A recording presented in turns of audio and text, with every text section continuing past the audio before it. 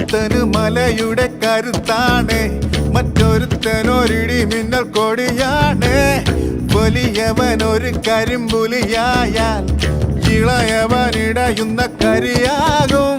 രാവോരം ചായുവാ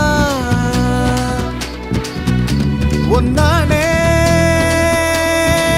പൂങ്കുടിൽ. പൂവട്ടം കണ്ടാലോ തുടരുന്നു കുളമ്പടികൾ.